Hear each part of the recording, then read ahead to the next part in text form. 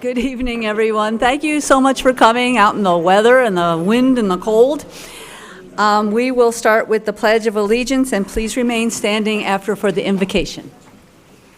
I pledge allegiance to the flag of the United States of America and to the republic for which it stands, one nation, under God, indivisible, with liberty and justice for all. Thank you so much. We have Reverend Dr. Kathy Northrup from Verde Community Church. Welcome. Thank you. Would you bow your heads in prayer? Almighty God, in this season of Thanksgiving, our first word to you this evening is one of gratitude. We are so grateful. We are so grateful for the blessings we enjoy as part of this nation, as part of this state, as part of this town and the surrounding area. Particularly tonight, we are grateful for the connections we enjoy, whether those connections be commercial, social, or religious, the connections we enjoy between Fountain Hills and the Verde communities, Rio Verde, Tonto Verde, Verde River at Trilogy. But Lord, even with all these blessings, we are bold to ask for more. We ask that your presence would come now and descend upon this room, especially upon these town council members, that their discussions may be honest and open, that their words may be chosen carefully, that their decisions may be wise. Lord, you know what is needed. We ask boldly that you would make it so. In Jesus' name we pray. Amen. Thank you. Roll call, please. Mayor Dickey. Here. Vice Mayor LaCrone. Present. Councilmember Charno. Here. Councilmember Tolas. Here. Councilmember Brown. Here. Councilmember Magazine. Here. Councilmember Spellich. Present. Thank you. Our first item is always our reports from the mayor, council members, and town manager. Grady, do you have anything? I do not, thank you. Well, I know Mike was someplace, and I know Dave was someplace, so do you guys have anything to report? Where were you? I think you were at the leadership graduation, weren't you? Yes, Leadership Academy had its graduation ceremony last week, and I think there were 17 graduates, and across the parking lot at the community center, and a lot of great projects presented by all those who participated, and some ideas for the town to look at and consider. So I thought it was a good celebration. Thank you. Dave?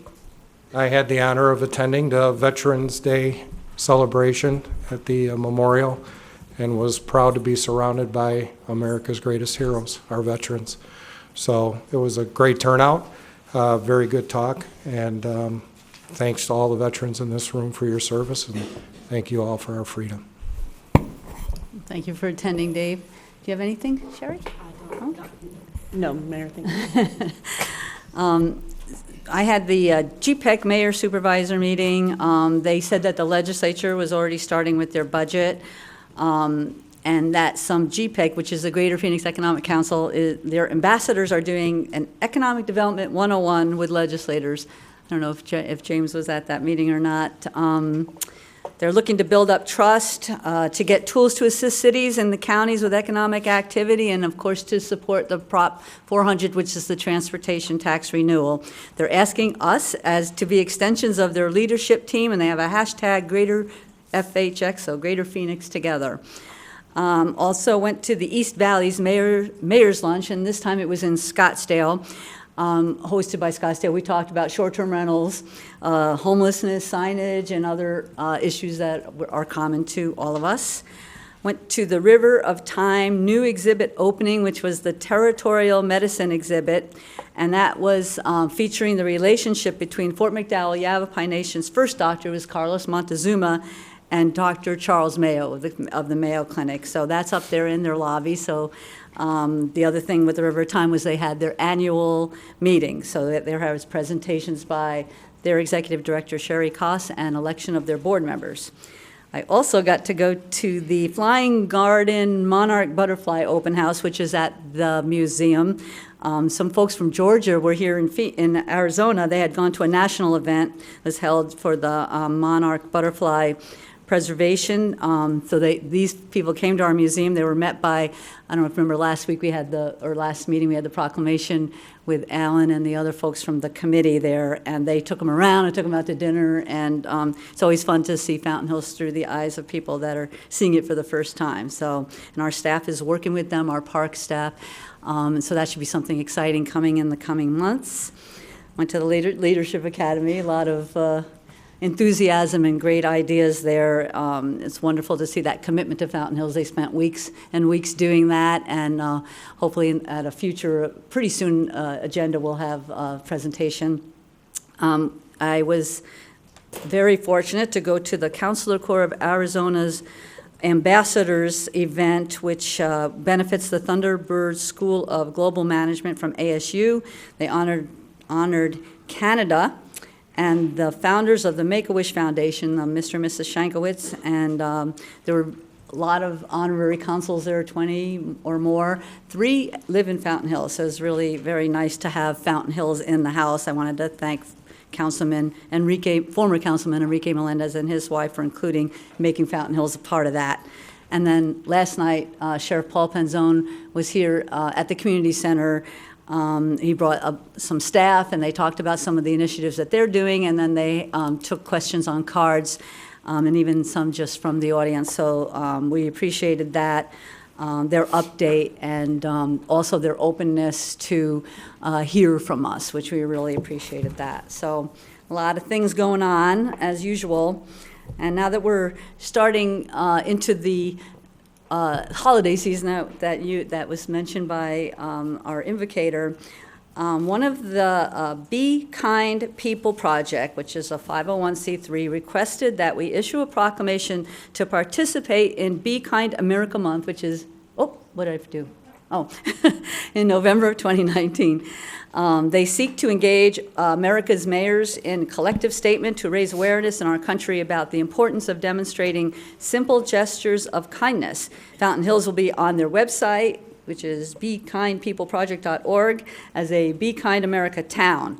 And they're aspiring to have 1 million citizens commit by the end of this month. So I was also approached by several citizens to participate in similar efforts. So since the Mayor's Youth Council also has a project along those lines on their list for this year, on behalf of their coordinator, Linda Ayers, I'm going to ask Rachel Goodwin to come up, and I will bring the proclamation down there, and she will accept it on behalf of the Mayor's Youth Council. She's so reluctant. Thank you. I'll read it, and I also have to read it out. Whereas annual national opinion polls show the overwhelming majority of individuals believe that the lack of civility is a serious issue, and whereas kindness is a force that goes to the heart of how people respect, love, honor, communicate with, and treat one another. Kindness is acting intentionally to extend good to other people. It's a state of mind and a way of life to be lived every day at home with family, friends, in the community, and with strangers. And it starts at the local level. The Be Kind People Project is a national 501c3 public nonprofit based in Phoenix that believes the best way to change the trajectory of instability is to give children the knowledge and key skills to express and practice kindness each and every day. Whereas it takes strength, courage, and wisdom to practice and commit to the clear understanding of kindness, kindness should not be confused with politeness. Not that either, though. It is more than opening doors and saying please and thank you. It reveals little about internal goodness, kindness on both the giving and receiving, and touches our very core. So whereas in conjunction with World Kindness Day, November 13, 2019, and acknowledging the Be Kind People Project and the impact of spreading the message of kindness, it's important to the well-being and success of our town that we not only recognize the importance of kindness on this day, but in our day-to-day engagement and throughout the rest of the year as well. Now, therefore, I, Jenny Diggy, Mayor of Fountain Hills, do hereby proclaim November 19th through November 25th as Be Kind America Week and commit this observance to the people of Fountain Hills, Arizona.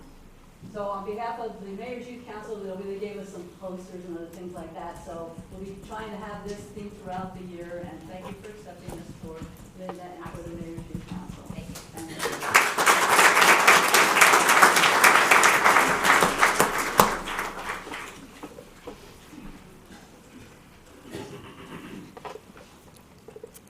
Thanks a lot. So next we have our public appearances and presentations. The first one is about our financial audit results. Grady? Thank you, Mayor. Mayor and Council, and for the public who are here tonight, one of the cornerstones of good, transparent government is to have independent financial audits that occur every year. And Fountain Hills, like most of all the cities and towns in Arizona, is no exception. I'm pleased to introduce tonight Jennifer Shields, the audit partner, and Josh Jumper, the audit manager. They are both with Heinfeld Meach and Company, and I believe was this the third year or is it the fourth year? Anyways, we have a multi-year contract, and we probably have, I believe, one more year left with this firm, but we've been very pleased. And they're going to go ahead and present an overview of their audit and their findings. So with that, I'll turn it over to Jennifer. Thank you, Mr. Miller. Mayor Dickey, council members, audience, citizens, thank you for allowing us this opportunity to be here tonight. As Mr. Miller said, the audit is a very important thing that the town undergoes throughout the we come out a couple of times a year, but we look at the transactions that occur throughout the fiscal year. Ultimately, it'll culminate in an audit report, which Josh will actually talk a little bit about the audit report itself. One of the things that we're required to do is, under our professional standards, they require two-way communication between council members and auditors. And so there's a few important communications. I believe you have a lengthy letter in your packet that has a lot of different information. I'll just hit the high points. The first is we talk about qualitative aspects of accounting practices, and so it's important for everybody to understand that there are some estimates within the financial statements. In the case of the town, those would be things like estimates for useful lives for capital assets, so the related depreciation expense is an estimate.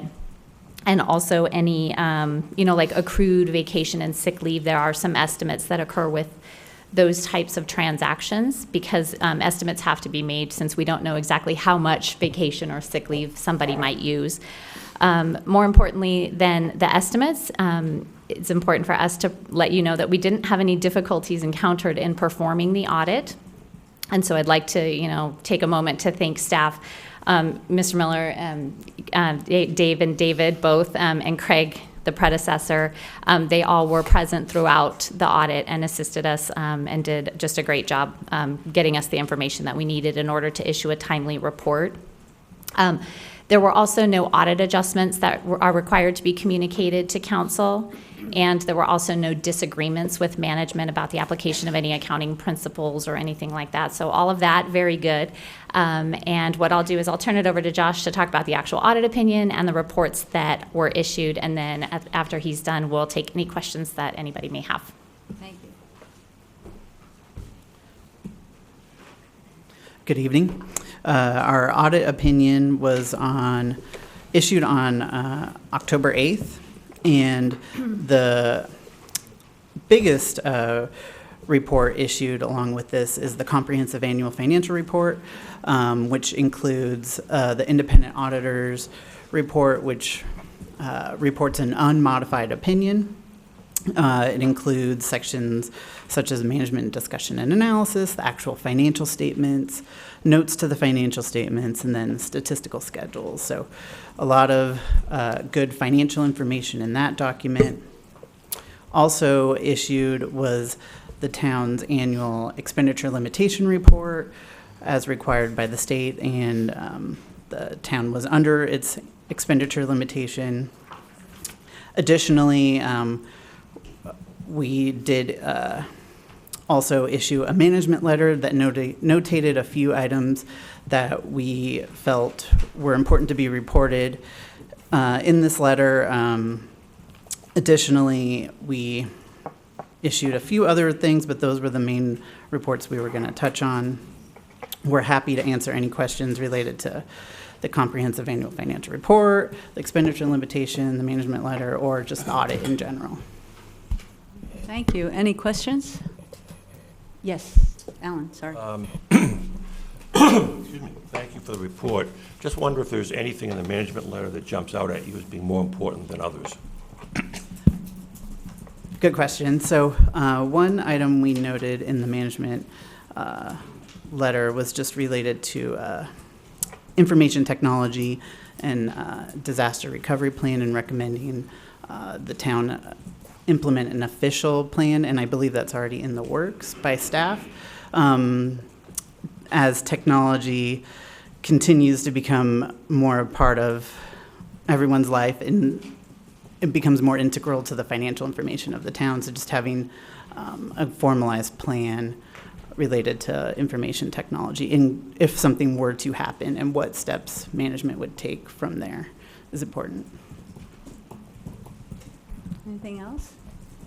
I would just like to add that our IT administrator, upon learning about this, immediately drafted a plan based on best practices, and it's still in the process of being reviewed. But just like some of our other sensitive information, like our emergency operations plan, we'll be coming back to you with something, but it will not be really made public because you don't want to give away any of your vulnerabilities or how we might deal with things. So that would be something that we would probably provide to you in some sort of confidential manner, but it will come to you likely for approval, much like what we did our emergency operations plan that you approved earlier this year. Oh, yes, sir. I'm sorry, one additional question. We received a management letter last year. Is there anything that was recommended that was not accomplished?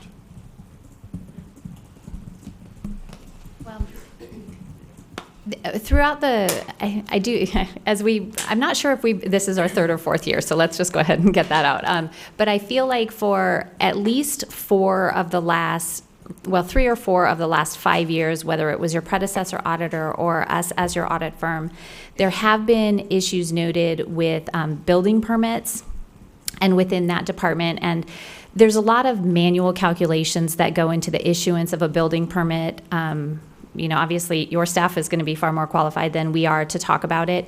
But because of the manual nature of that, and just, due to volume and the clerical nature of doing calculations and determining the actual fees to charge customers, whether they be residential, commercial, et cetera, the process of going through, and when we design our audit procedures, what we're trying to do is ascertain whether or not your controls are working as they have been established. And so there are instances, and there have been instances for multiple years with that particular system. Again, I liken it to the fact that there is just simply a lot of manual calculations. So that was a repeat comment. The nature of the comment has changed over the years, though. Sometimes there were miscalculations in just like square footage or those types of things. And then sometimes there were other issues. I think in this particular case, management had made a recommendation that manual calculations would have second reviews to help eliminate any errors. And that was not done for 100% of the 100% of the population that we looked at. So we only looked at 19 building permits, and there was one that had that error. So, that might be a little bit more information than you wanted, but it's something that I think warrants attention. Management is aware, and management has made, attempts every year to improve the process. So that's what we're seeing as kind of the evolution. Anytime there's anything reported, it can take upwards of at least 3 years to kind of get a corrective action, because remember, we're always looking a year in arrears.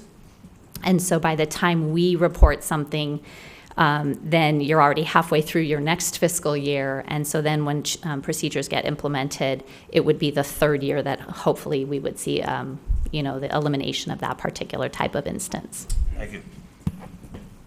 Yes, Councilman.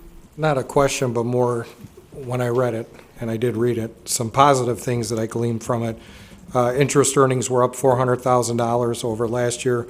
Miscellaneous income was up $190,000. Retail sales were up 4.4%, and restaurant and bar sales were up 7.7%.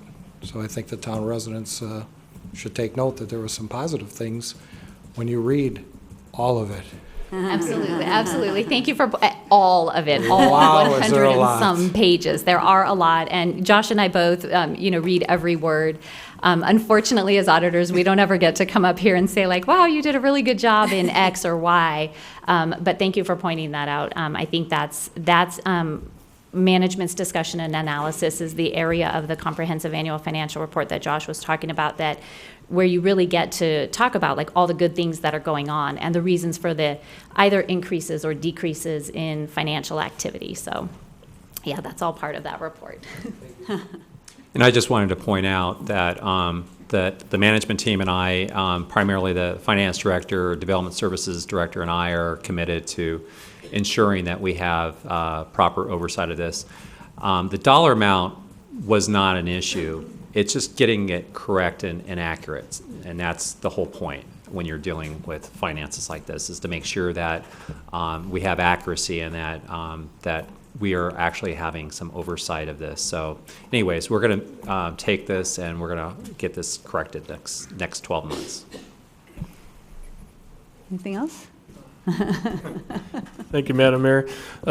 Just wondering, from your experience in other cities and towns that I assume you guys have contracts with, I mean, in general, I mean, this seems to me relatively minor, but I mean, how are we doing compared to other cities and towns? Can you just kind of generally say, hey, you guys are doing awesome, or, average, or just kind of give us a feel for that?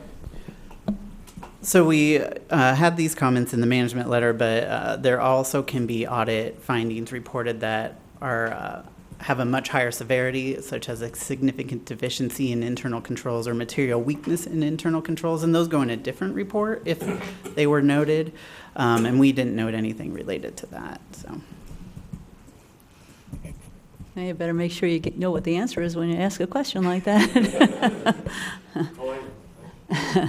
Thank you very much. We really appreciate it. Thank you, David. Thank you. Thank you. Next, we have a presentation on Four Peaks Park. Grady?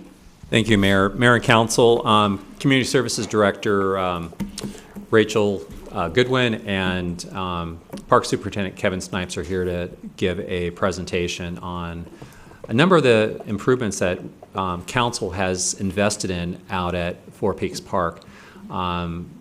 Rachel also has a bit of good news that she'll be sharing with you as well. So with that, I'll turn it over to Ms. Goodwin. Thank you. Thank you, Grady. Before I start, this is a project that we were hoping to have a little more progress on, but as we started to pull sort of the details together for this update, I'm really impressed with how much we've actually accomplished when you recognize that we approved this capital project right before Golden Eagle Park flooded. And that really sort of took our time and our attention and our efforts away from this project. So when we started to look at how much this project how much progress we've made, it's pretty tremendous. And I wanted to say a thank you to our park staff, particularly Kevin and all of his efforts to keep this ball rolling. Also a thank you to Justin Weldy and our public works staff, Anne, Randy, Ken Valverde, even B, Craig, David. Everyone has really helped us keep this ball and the momentum going at Four Peaks Park. So with that, I have lots of photos, but not a whole lot to read. So before the capital improvement project was approved, we had a bus barn that had a lot of complaints from the community around there. So that was actually the first thing to go. That started the ball way back when, almost 5 years ago. So this is kind of the pictures, either some old pictures that we were able to dig out. This is no longer there. This was sort of behind the existing EVIT facility, if you're familiar. So that's not there anymore. That came down. And then in the spring of 2018, we decided that funding wasn't adequate to support the big vision of the park, the plan that was developed about 6 or 8 years ago. It was more than $5 million, actually closer to $6 million, that we just didn't have in the budget. So due to citizen concerns, the council did approve a new vision for Four Peaks Park that was laid out by staff. And we came forward to endorse a playground, new playgrounds, better connectivity in the park, and then ball field improvements. So this is kind of an overview. At that time, we also worked with council to approve several grant opportunities to help us fund this and make our dollar go as far as possible. So step one was the basketball court. We had a basketball court out there that was actually part of the former school. It was probably somewhere in the warehouse of 35 to 40 years old. You can see some of the significant cracking and pitting that was out there. We refer to it sometimes as an ankle breaker because it just was a dangerous space.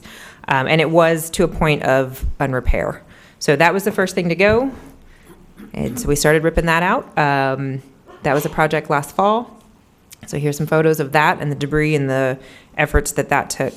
Once that space was clear, it was time to start working on a new playground. So we kind of had a raw space, and we worked with Compan, a manufacturer of playground materials and playground equipment, to really lay out the space. What can we fit? How much could we fit? How much could we afford? We worked with Compan, and we were able to secure a grant to reduce our cost by almost 30%, a little bit more. And we got a lot of equipment. It's a lot of stuff. It took quite a while to get everything moving. It took footers, digging out the space, so it's a slow roll out there.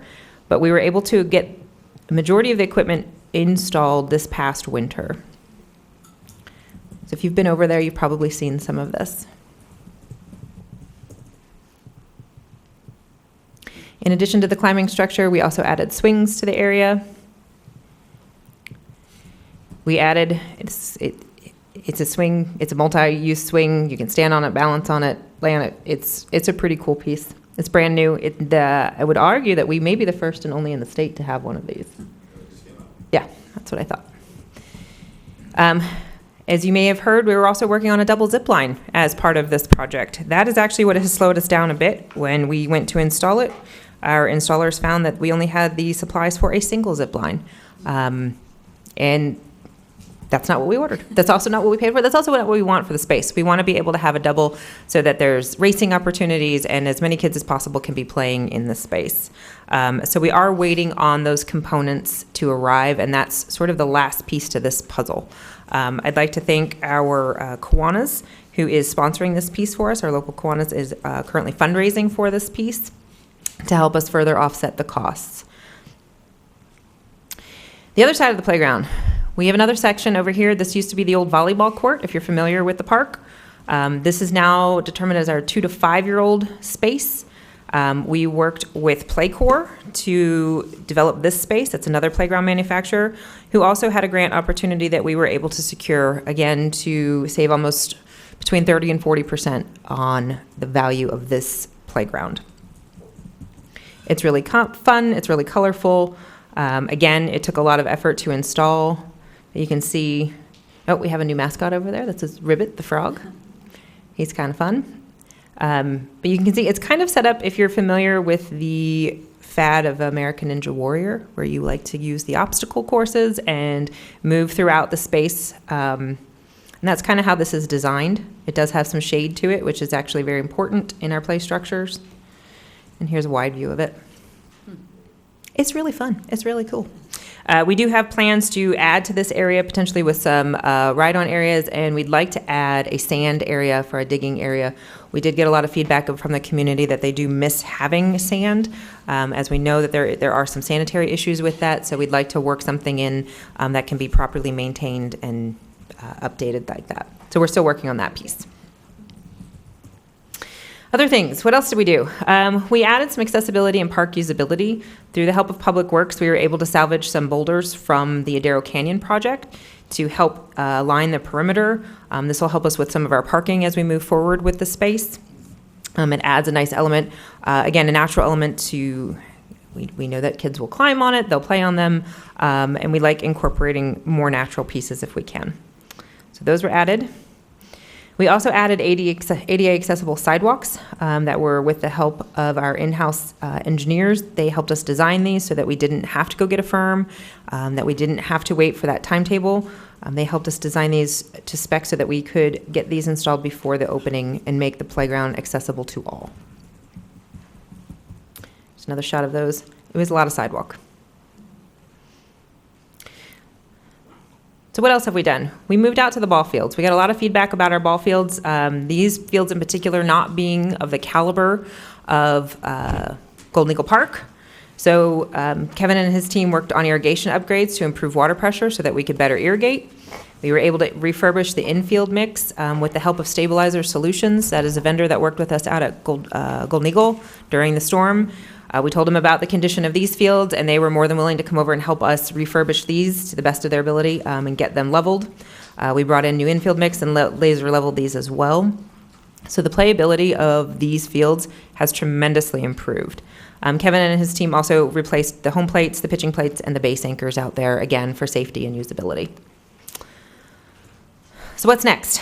Kevin just handed you a map. That is kind of the map, and there's a couple of items called out on here of what else are we going to be doing. Items 1, 6, 7, and 8, 6, 7, 8, and 9 are all focused over in that playground space. We'll be adding a poured-in-place rubber surfacing. You're probably used to seeing that on a lot of playgrounds. It's for ingress and egress and wheelchair accessibility and things like that. We'll be adding picnic tables, trash cans, trees, irrigation, and parking lot surfacing over there. So it's certainly almost usable. It's not quite done, though. Other things that Kevin and his team are working on are the restroom building. If you've been in the restroom building over there, it needs a number of renovations, including new sinks and mirrors and drinking fountains. All of those, some of those are missing or need to be replaced. Also over there, we'll be working on sidewalk connection. You can kind of see the sidewalk connection along the one edge of the ball field there. We'll be working on that as well. We'll be adding windscreens to the dugout or replacing those that are there. And last, really, I'd like to call your item 4, which is the basketball court. Basketball court was done on a grant. We requested a grant through the Arizona Sports and Tourism Authority this summer, requesting their funding, and we recently got news that we were approved. So we were able to secure an $85,000 matching grant for the installation of a basketball court at Four Peaks Park.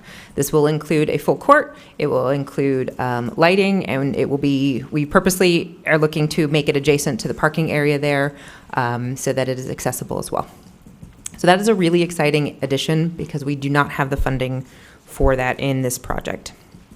So that will begin this winter. We're actually working on the paperwork right now, and so we believe that we will be able to mobilize that probably in January, with the court hopefully done before the end of spring. That's the ideal timeline. So we're really excited with that. So I'd like to take a second and thank a number of the folks that helped us secure this grant. That includes Lauren Stratton from the Boys and Girls Club, who wrote a letter of support for us. It includes Maggie Tower, the former elementary school PE teacher, who wrote a letter. Her husband, Craig Tower, who is a youth basketball coach here in town, wrote a letter of support, and also Commissioner Don Doty from the Parks from our Community Services Advisory Commission also wrote a letter. So to get that type of support and that type of well-rounded reference doesn't come easily, and I'd like to thank them for their support on that. Then Rachel, just for the ball fields, there's also an outstanding grant request as well. Correct. There is an outstanding grant request we are still waiting to hear back from regarding ball field refurbishment. According to their paperwork, they are supposed to be notifying grant recipients on or before December 1st. We haven't heard anything, but we still have 2 weeks to go. So we are still, fingers crossed. And it is a grant that they do annually, so we can continue to apply if we are not successful this year. So what else is moving on? Moving on, we would like to look at shade over the big kid playground, over where all of the swings and the climbing structures are. You notice that there was shade over our younger playground, our 2 to 5. Our 5 to 12s does not have any shade right now. We are going to be looking at installing a shade structure. They are not cheap and they are not easy, but having playgrounds that are usable through the summer months is critical for us in the desert. As we know, there becomes a point where it's just too hot to be out in the sun, and having a shade element would extend the usability of our play spaces. So we'll be looking at that. We'll be also looking at the connections of the walking path. So on this map, you can kind of see the red sort of shows where we're working on this year. The white that comes down and around will be the next phase that we'll be working on, so that we have connectivity through the park, again, for accessibility, so you can ride bikes, skateboards, scooters, so that you can get around the park without having to cut through the ball fields and other amenities. So we'll be working on that too. You can kind of see the yellow shaded areas. We'll be working on and evaluating whether home run fencing is appropriate for these fields, so that they can be used for tournaments and things like that, and contain the play space for the ball fields. So we're going to be looking at that and seeing if that is a viable option for us as well. Lastly, I'd like to invite everyone to join us for the grand opening of the playground space. So the playground, we do expect the one component that's holding us up, that's the double zip line, to be in place mid to late December. So that should be here the second week of December. It should be installed the third week of December. And we would like to open the playgrounds in time for the winter holiday. So this is the first day of kids' school break. It's Saturday, December 21st, and we'll be doing a elf theme grand opening with prizes and crafts and a hot chocolate bar, all free over at the new play space. So we would like to invite council, we would like to invite all of our commissioners and the public to join us. All right, that's everything.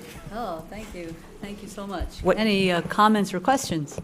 Mike? I have a question. Thank you, Madam Mayor.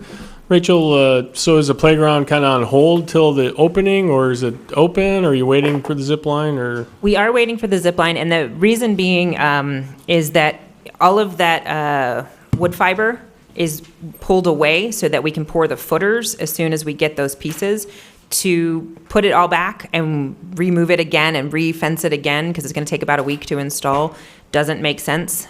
So we're going to try to do as much as we can in the interim.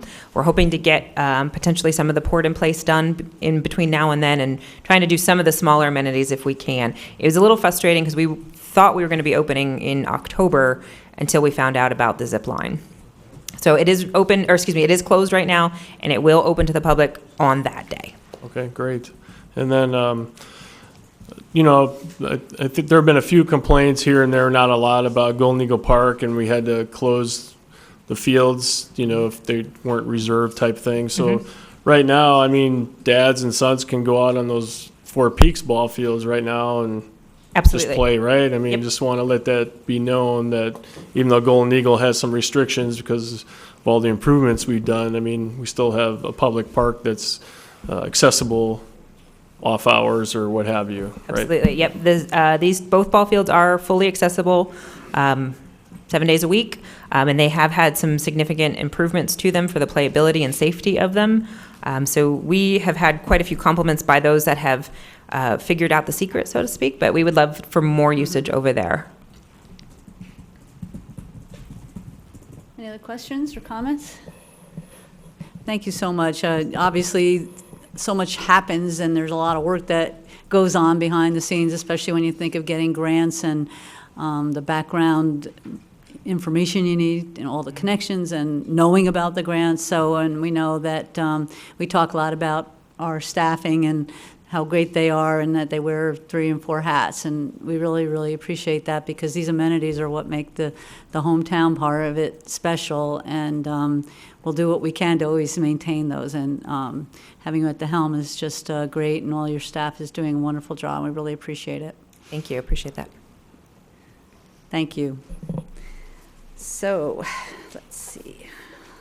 Next is actually the call to the public, which is the items that aren't on the agenda. Do we have any speaker cards? No? Okay.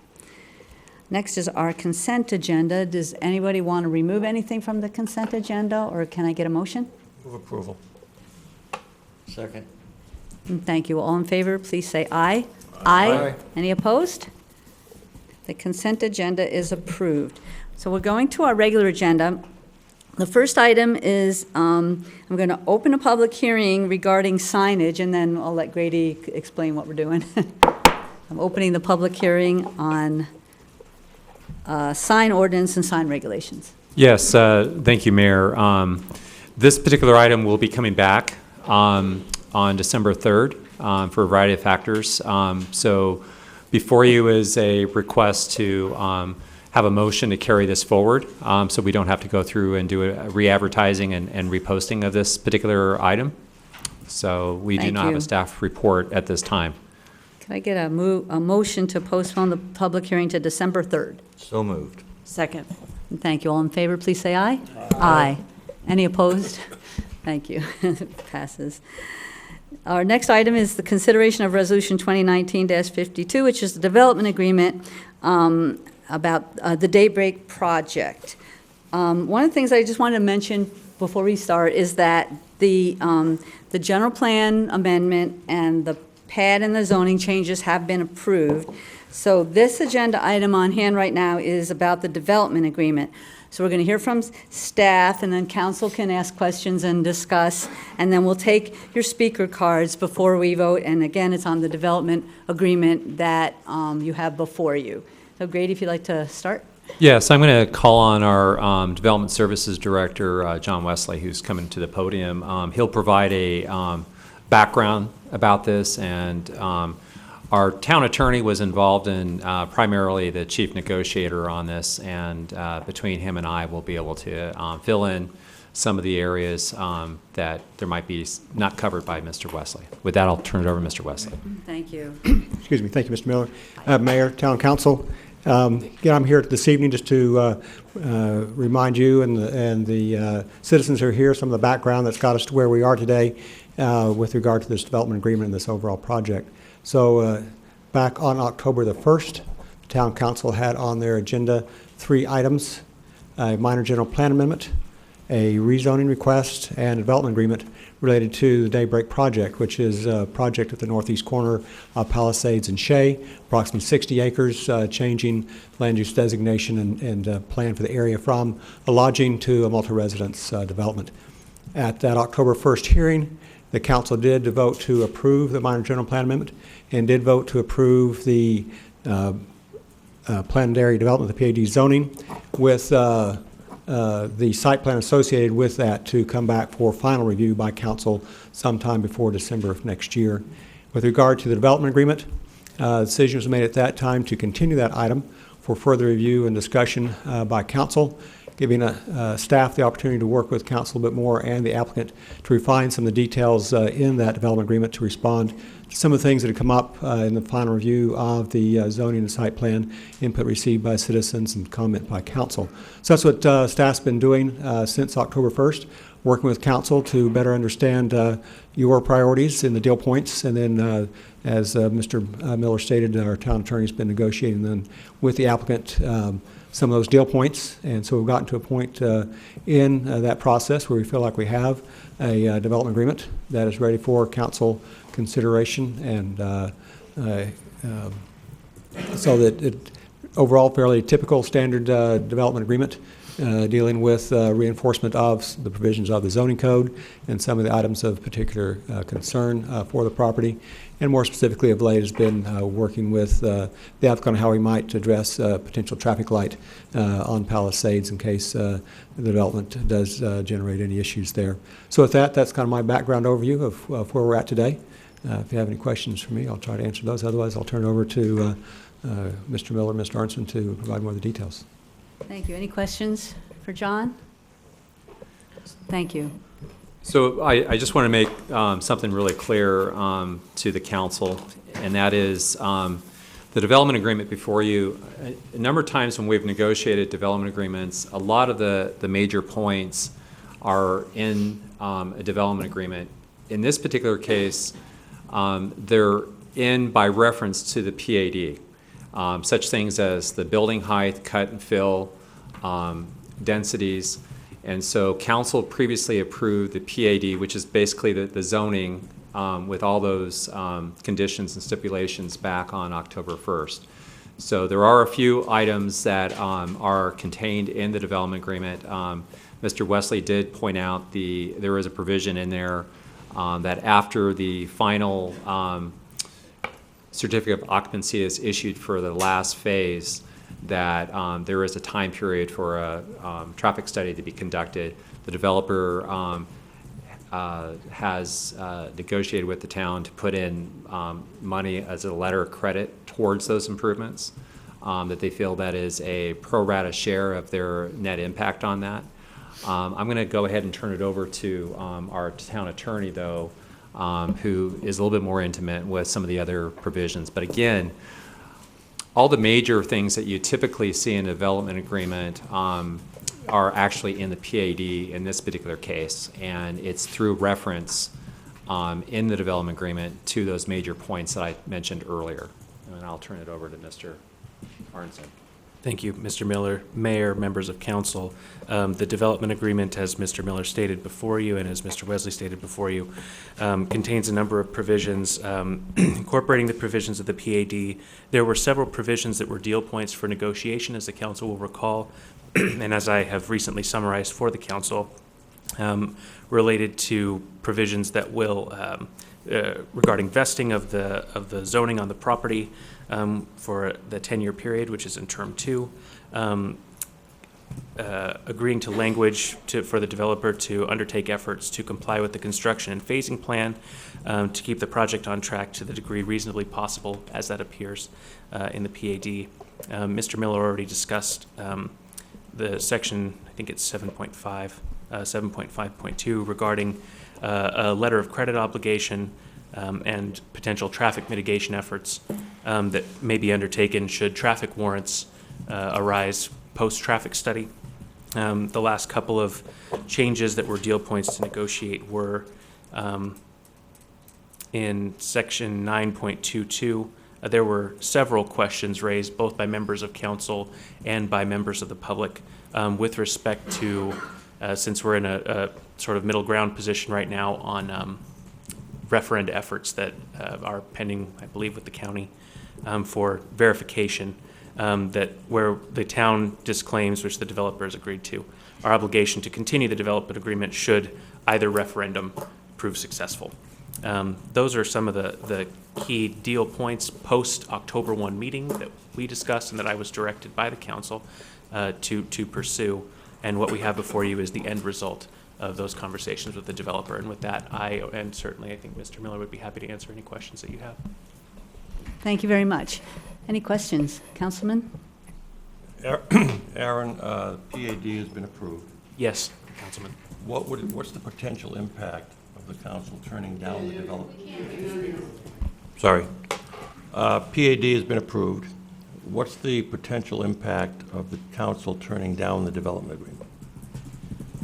Well, at this point, the potential impact of the development agreement being turned away is, one, with respect to some of the benefits that we're getting out of the development agreement. It's my understanding in section 7.5.2, there's a traffic mitigation letter of credit that would potentially cost mitigation to the city. Shuttle service that is going to be provided pursuant to the agreement for the age-restricted portion of the project. And among other things, the development agreement that inures those benefits to the town. Without it, those benefits don't come to the town. A little louder. Yeah, without those benefits don't come to the town. How much of it didn't anyone hear? Okay. All right. There are a couple of benefits, to summarize the position briefly for the public. There are a couple of benefits, several benefits, among them the potential letter of credit for traffic mitigation if traffic warrants, if the traffic study reveals that warrants exist for the installation of traffic control measure at the intersection of Valley Vista Drive and the southern entry to the project. Furthermore, there's a shuttle service that's provided for in this development agreement, which is a benefit to the residents of the age-restricted portion of the project. Among other things, if this isn't approved, then clearly those benefits don't inure to the town. Here. Yes. Just to put a little finer point on it. If we assume, for the sake of discussion, that the council turns down the development agreement, can the developer still develop a property? Mayor and council, the answer is yes. Thank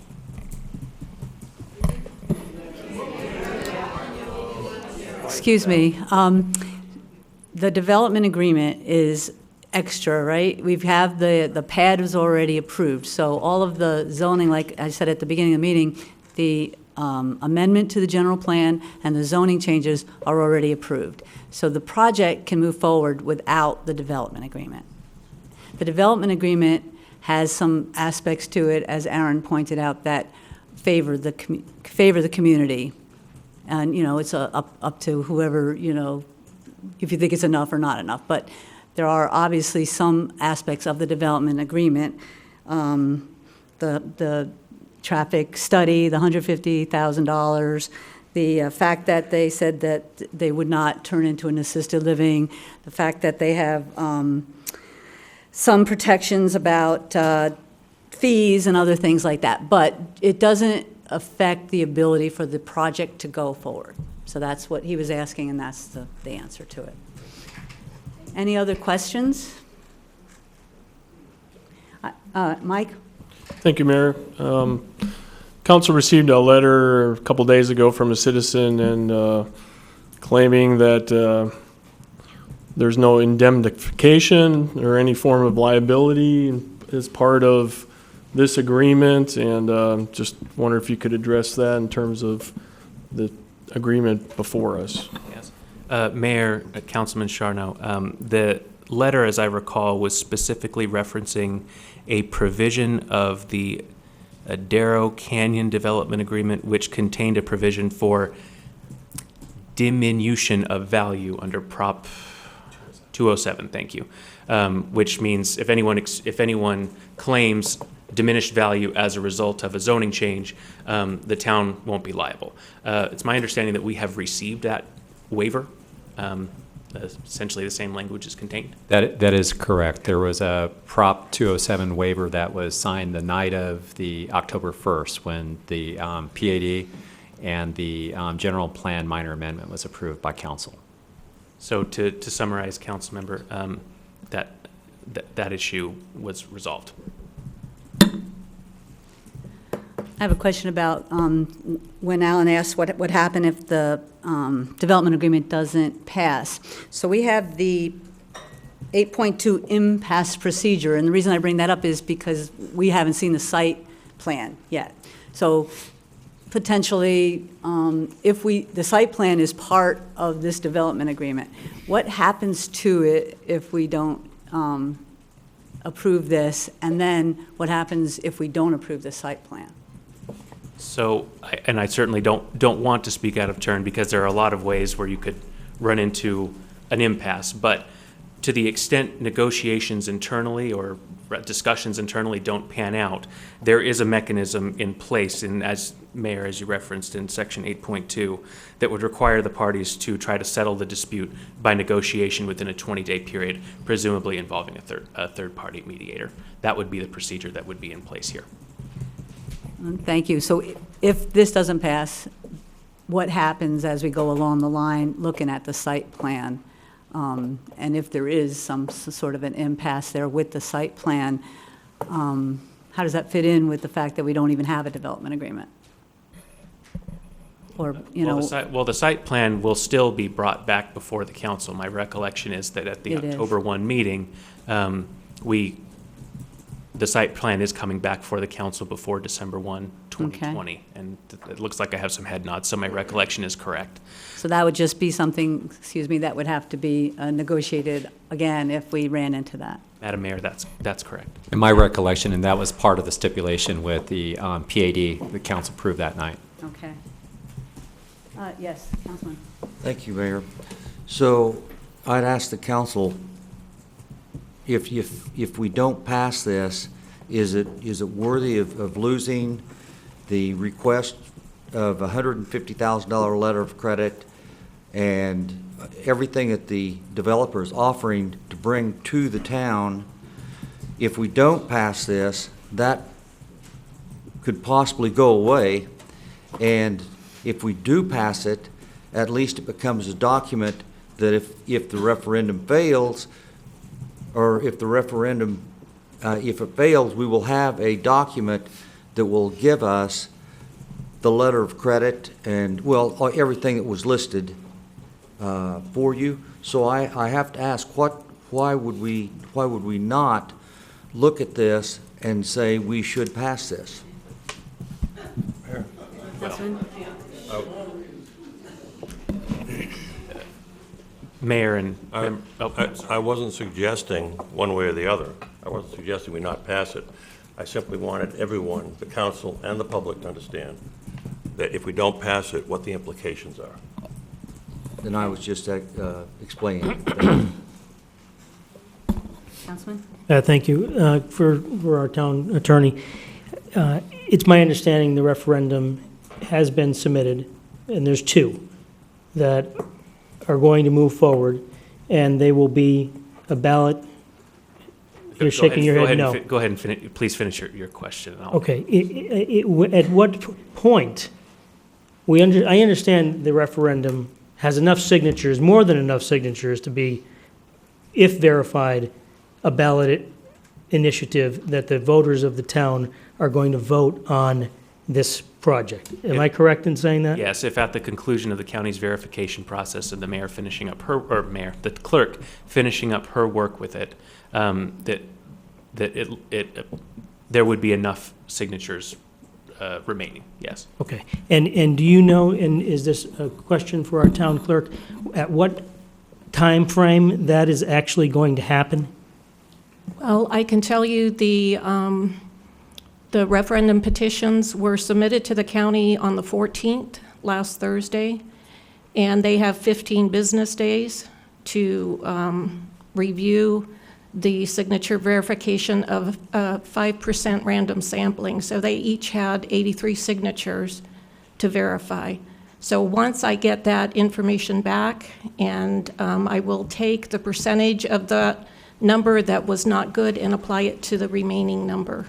And that, at that point, determines if there's enough signatures. And assuming there are, at what point does this now go to the voters of the town? That would be up to the council. What's the soonest that it can go to the voters of the town? It has to be no less than 90 days from the date that it looks like the clerk has a caveat to that.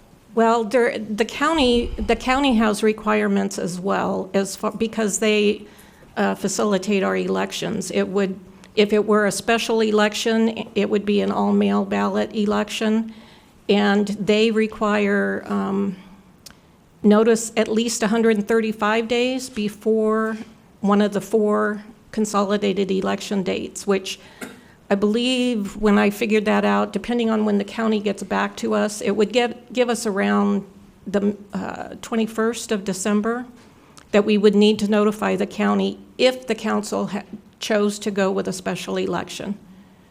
That would be for a May election. Okay. Can I make a few comments? Sure. Okay. It's obvious that we have residents that live adjacent to this community here.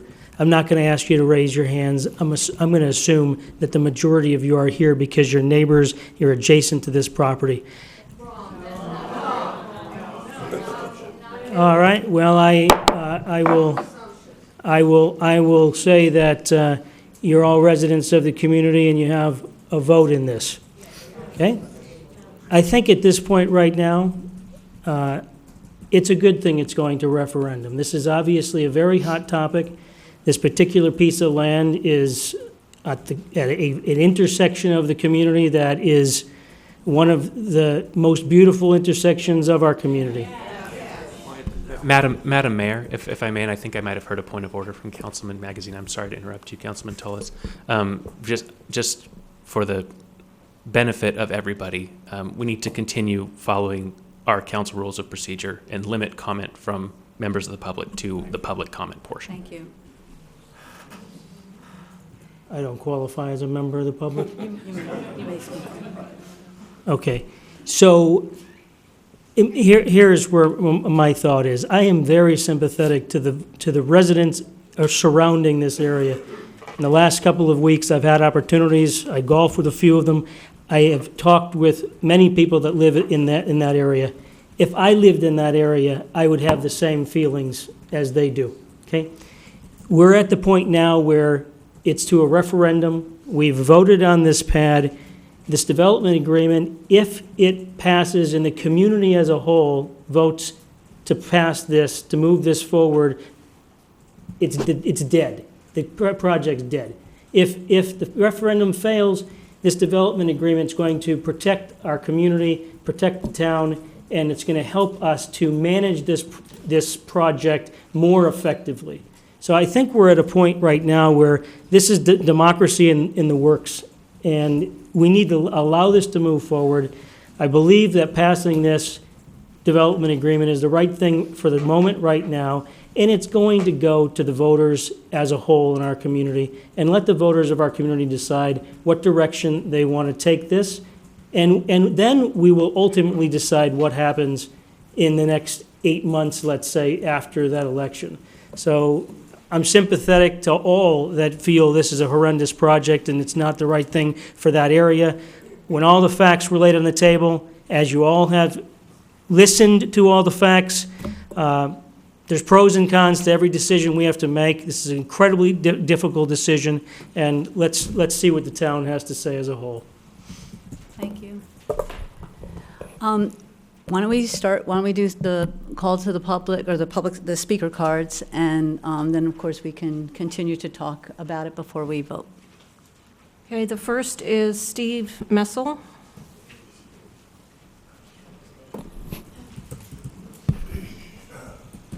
Mayor, council members, my name's Steve Messel. I'm one of the golfers that played with Art the other day. First off, how can you have this development agreement with no exhibits? You've got description of property, site plan, public improvements, and phasing, and none of it's in there. How does that work? It's like going to buy a house and you can't get your termite inspection. I mean, how does that work? Anybody? First of all, I'm happy to respond later, but this is the part where you just he say makes your a comment, part, and to then the extent the council has all right. questions. Let's talk about item 7. This section deals with the fees and when the development must pay the town or to the state, that the town hereby agrees to waive all fees pertaining to the application and review and approval of the PAD, the final plat, approval and grading permits. First, what's the value of this? How much money is the city giving away? 2, the citizens deserve to know that. And 3, is we trying to subsidize the developer here to bring this thing forward by waiving fees when the town's in such poor financial condition, we're told? Finally, item 5, the development of the property, 541, retaining walls. Now, when the pad was brought up before us, there were no retaining walls, and the developer assured us we didn't need any. Now they've come in to the development agreement. So when you talk about everything the city's going to get from this development agreement, how much money we're going to give away by waiving these fees, and how can you approve it when none of these exhibits? I'm dazzled. Thank you. Thank you.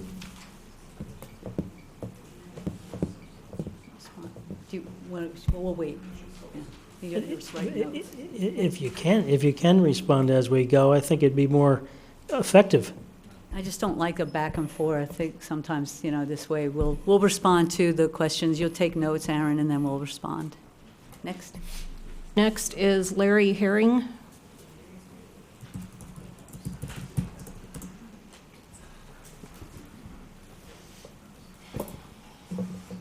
Hi, how are you this evening? Hi. Okay, it appears to me that this public meeting process is not to establish the truth about important details of specific issues surrounding the Daybreak project, but rather for certain members of the council to pursue hidden agendas while dismissing entirely the vote of the Planning Commission and the will of the people of Fountain Hills. Here's what the public meeting has provided up to now. Mr. Brown, council member, deliberately demeaned the group of people against the project by referring to them as vigilantes. He further showed his extreme bias for the project several times by providing a diatribe speech about how good the project would be for Fountain Hills, while threatening the public, if this project is not built, no developer will ever build in Fountain Hills again. Because of the hidden agenda of the council to just pass this project, there is no reason for me at this time to discuss the serious issues of allowing the builder a ridiculous 10-year construction time period, or the issues of an adjacent property owners not being indemnified for blasting damages to their homes, or a traffic study that includes the Adero Canyon and the Copper Wind projects. This public process has verified to me that many in the town government are biased, have hidden agendas, and unfortunately, in some cases, just plain dishonest. So the people of Fountain Hills are basically spinning their wheels in these meetings, trying to do the right thing while government is deliberately dismissing them as vigilantes. It appears to me the people of Fountain Hills have no other alternative but to exercise their right to try to put this issue on the ballot for voting and to put new people on the council that are not biased with hidden agendas. Many people in Fountain Hills have lost total confidence in the Fountain Hills government because they do not protect the people of Fountain Hills. Thank you. Mayor, I would like to address that. Now, we don't want to recess and keep things longer, so let's please maintain the decorum. When somebody does say something to one of our members, we can respond, correct? Well, certainly you have no restrictions on what discussion Sure. you can have on an agenda item, Madam Mayor, just as long as it's within the context of. Okay. Mayor. Yes, Councilman? I've been hearing how dishonest we are.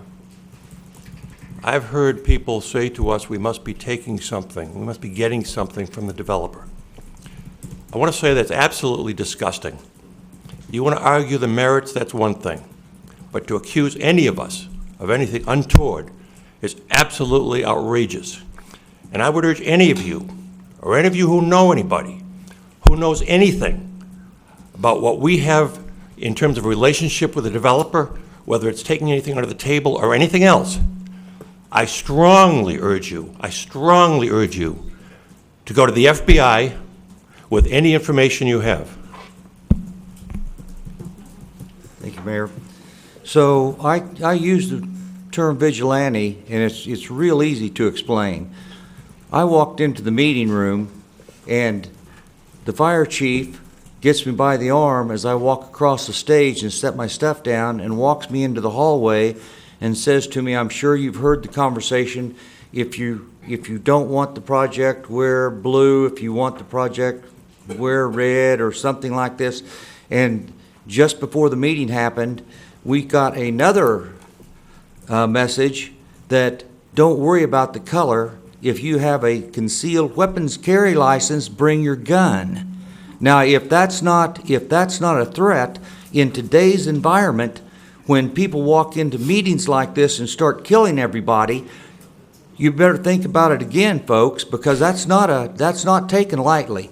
Well, I mean, we had a class specifically on what to do if that happened in this meeting hall, and the fire chief walked me across the stage, as he did everybody, into the back room and said, you've got 2 exits that'll be protected and safe. Now, if that isn't a threat to the council, tell me what isn't. And if that isn't a vigilante move, tell me what isn't. So, and I didn't call any one of you. I said that the group that you put together has been extremely aggressive. I mean, it's worse. I've been up here for 10 years. I've never seen anything like this. And as far as, protecting the people, the town's broke, folks. And this project will bring continuous revenue to the town. So I don't see what we're talking about when we're not protecting the folks of Fountain Hills. Thank you. Next card, please. Robert Hahn?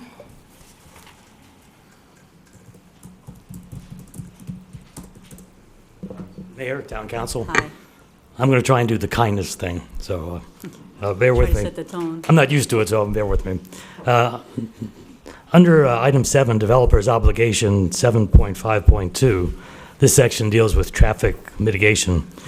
In the development agreement, this covers the town's possible request for the developer to, quote, commission a traffic study at any time within 2 years following the issuance of the first certificate of occupancy for the final phase of the project. Time-wise, this probably has to fall in 2023, if I understood this right, which is really pretty far away. The traffic safety issue on Palisades has largely been created by Daybreak's proposed southern exit off of Valley Vista and Palisades. And this has been probably the most controversial part of this whole project. And it's been almost completely misunderstood, I believe, by the council and ignored by a majority of the council. The real issue here has been and continues to be, is the location of Daybreak's southern exit into Palisades and Fountain View. It's not the number of cars or anything, it's the location of the thing. Whether it be controlled or not, and Daybreak's original proposal was no control, followed by the second proposal, which was a traffic light, followed by the third proposal, which was a roundabout. The real solution is to eliminate the problem, not try and work around it. Eliminate the problem. And that can simply be accomplished by moving this exit 2,000 feet to the north on Palisades, actually in the same place that the infamous hotel had planned to put theirs. A professional traffic study, which we really agree should happen, would likely come to the same conclusion. And if this study is done after most of the buildings are up and occupied and that exit is in use, it's really going to be too late. The traffic study needs to be commissioned immediately, and I think before the approval of the development agreement. Get that done, see what it has to say, because what we're dealing with is awful. And they will, and once that's done, we'll be able to do an adequate site plan and everything else. We'll know where exits are and where they aren't. To put this in context, I did pass out a sketch, which you have here, and I'll go through this very quickly. This is an old sketch of the hotel and some other indications as to where Daybreak is. Which is on the left-hand side, that shows the main exit out of the hotel, allowing a left-hand turn onto southbound Palisades. B, that's the other exit out of the hotel, and that has only a right-hand turn out of the hotel property because they don't want people going across northbound Palisades and getting into southbound. It's dangerous. C shows Daybreak's unrestricted exit in and out of the case. I just have one more thing to do. And in that case, this is only 600 feet from Shea. The distance between A and D is 2,000 feet. So just move the exit out 2,000 feet and the whole thing's taken care of. The second part I won't go into because my time's up. Thank you. Next is Carol Kelso.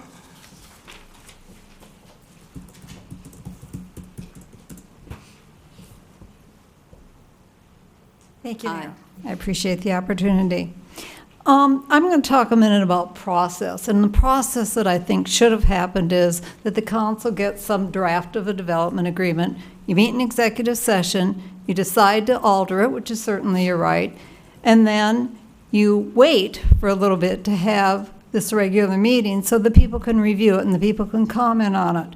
Twice this has not happened. And now, as a citizen, I'm looking at a development agreement that I looked at from the meeting that was canceled, and then one that I looked at tonight, and it's not the same agreement. So I don't even know what I can comment on because I don't know which of these two diverse agreements are there.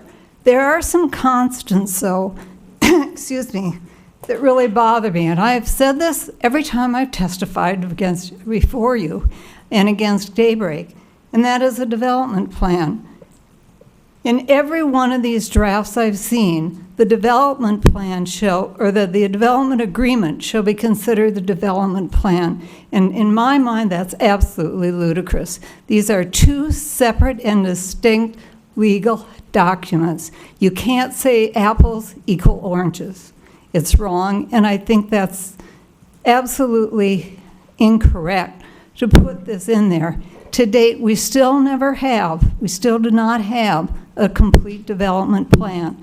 And I don't know how you can go ahead and call this a development plan tonight when Planning and Zoning hasn't even voted on it. It's wrong, and the process here is, I think, upside down.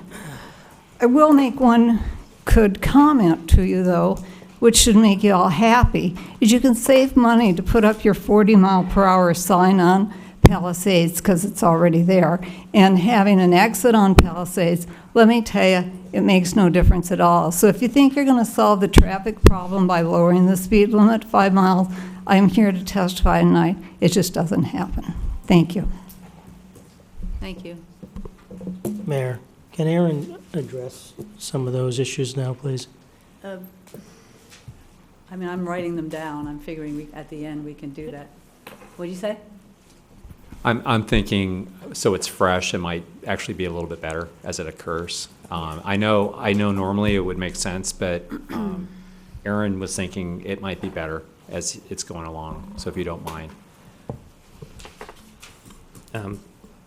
Mayor, thank you, I appreciate it. Mayor, members of council, there are a number of issues that have been raised so far. I think I can address, there are a number of issues that have been addressed so far, raised so far. I think I can address most of them. With respect to the exhibits, those exhibits are included in the PAD. In fact, one of them is the PAD. The other is legal description of the property, which is readily available. So in part, it's a matter of length and size. One of those doesn't exist. It's a site plan, but again, that's coming before council to be decided upon before December 1st, 2020. That should dispose of the exhibits issue. With respect to the 10-year construction time period, it's my recollection from looking at past development agreements and that I've found at least 6 that we've entered into in this town that have had periods of identical length. And I believe the council was made aware of that information several weeks ago. In terms of the I can't really address the location of the exit. I believe that would be either site plan issue. I don't think we can address that here. There was a statement made about a traffic study being done, having to be done before the construction of the project or before construction is undertaken. I just want to note, to the extent the council, for the benefit of the council and for the benefit of the public, a traffic study was done and was indeed included, the results of which were included in the PAD that was approved on October 1st. What's being requested here is once certificates of occupancy are issued, which would have actual population in the residences on this property, we're trying to see within that time period afterwards whether warrants exist at that point when we have real data. So that, I think, responds to the traffic study point. The last issue that I can address is the version of the agreement that you see here on the agenda is the one being decided upon. So past versions, as the person who spoke to that referenced, have been negotiated back and forth. So this is the version that appears for the council that's for approval tonight. There was one issue related to retaining walls. Mr. Wesley could probably respond better to that. I know he's looking, he may not be able to respond to it right now. I believe that was included in the PAD. There may not have been something about handrails potentially included in the PAD, but I believe that's incorrect. That's what I have on my list, Madam Mayor and members of council. I wanted to bring up the idea of the process, because I guess what's a development plan? I mean, is that a term that we are used to? So it's a term we're used to. Site plan is included within the development plan. I would consider that to encompass the PAD, which has the development standards included in it, and then the site plan that will come before the council. And maybe I'm being too general about it. Perhaps Mr. Wesley can clarify that a little bit better.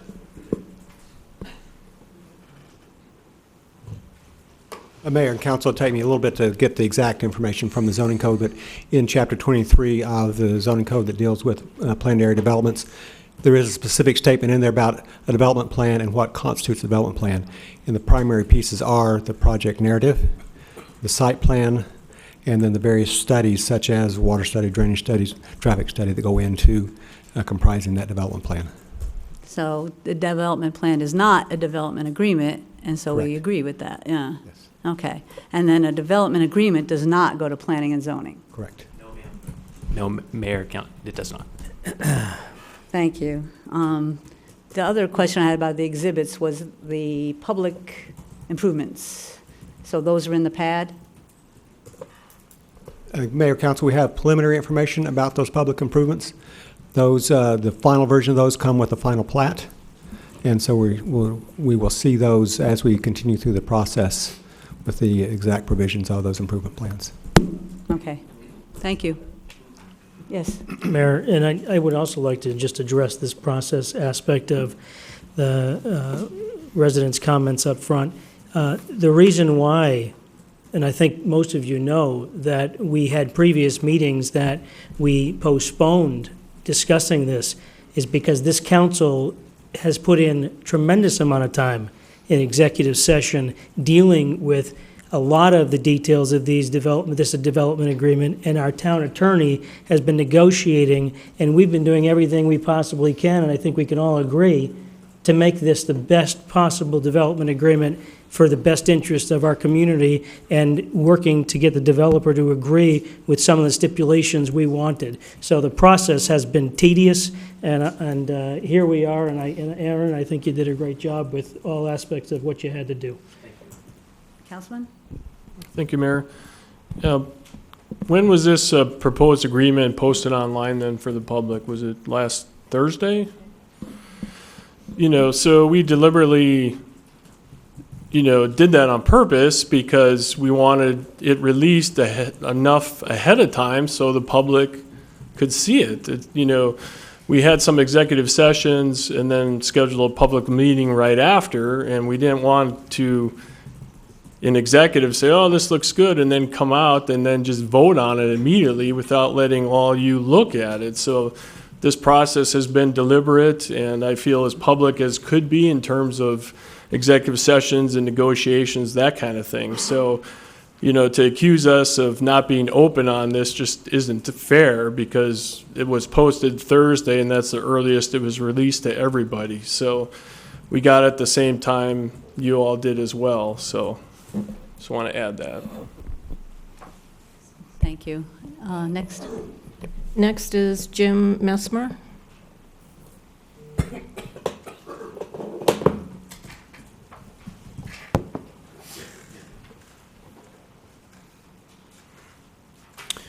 Good evening, and thank you. We recently moved to Fountain Hills about a year ago after spending 8 years in Scottsdale.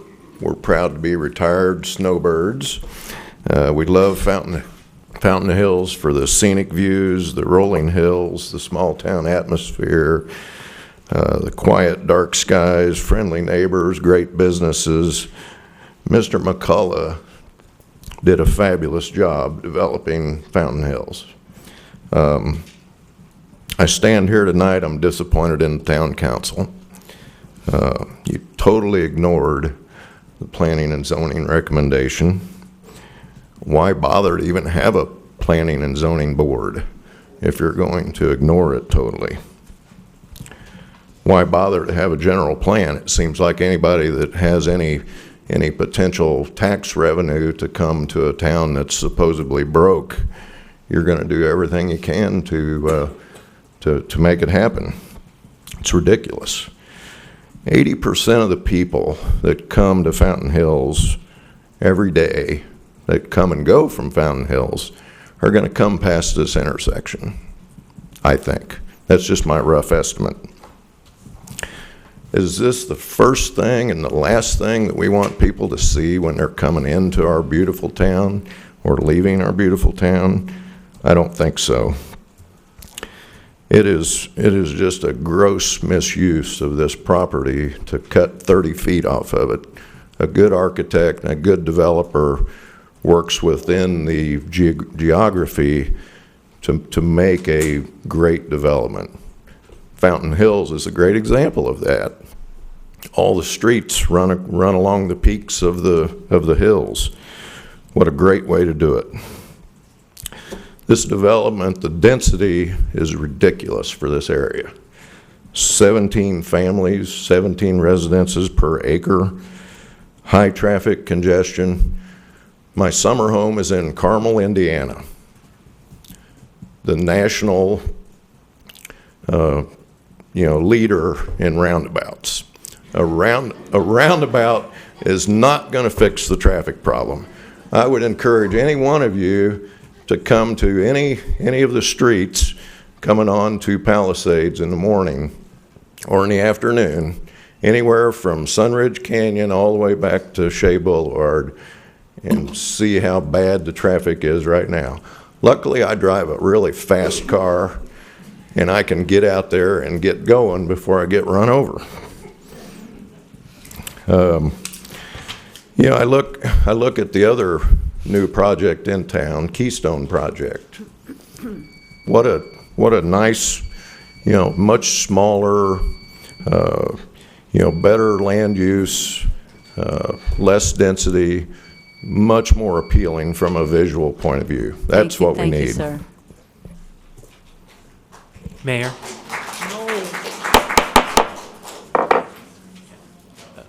Mayor, if I can just reiterate one thing, as you and I discussed before this meeting, you're correct that the project itself has secured approval. So public comments, in order to stay compliant with both practicalities and the law, really need to discuss the development agreement itself, not the pros and cons of the project itself. Thank you. The agenda item is the development agreement. So, next, please. We have no more cards to speak. We do have 37 comment cards in opposition. Okay. Yes? What about the fees? I'm sorry? What about the fees I asked for waived? I think we'll be discussing that. Hold on. Yes, sir? I'm sorry, I missed the waiving of the fees in that one paragraph. John, if you want me to say it or if you want to come up, I'm fine either way. You're with your estimation of what that would be. Mayor and Council, what I could do real quickly this evening, looking at what I think I know about the site. As far as the final plat fee, that's $1,500 plus $50 per lot or tract. I'm not sure exactly how many tracts they're going to end up with. I suspect in total that's no more than about 10, and so $2,000 range is probably about what the final plat fee is going to be. The grading permit, if I understand that correctly, and Randy can jump up here if I'm getting it wrong, but it's basically 5% of the construction cost. We don't know what that cost is going to be, so we really couldn't tell you how much that is going to be sitting here tonight. The other item listed is review of the PAD stipulations. There would be no charge for the review of the PAD stipulations anyway. Councilman? Are we waiving any fees? Those 3 fees are listed as being waived. Thank you. Councilman? But then, just to clarify, though, the first part of that paragraph still stands. I mean, the developer is going to pay for construction permit, plating, site plan, rezoning, permit, development, building inspection, and plan review fees. Correct? That's all still in there. We're not waiving any of that. Right.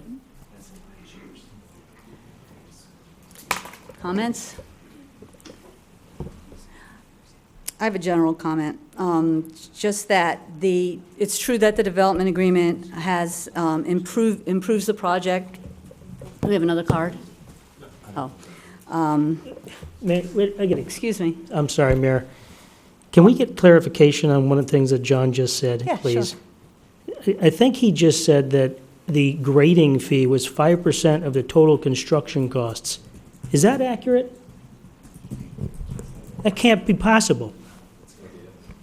John, I believe that's got to be the permit fee. I don't believe it can possibly be. Grading permits.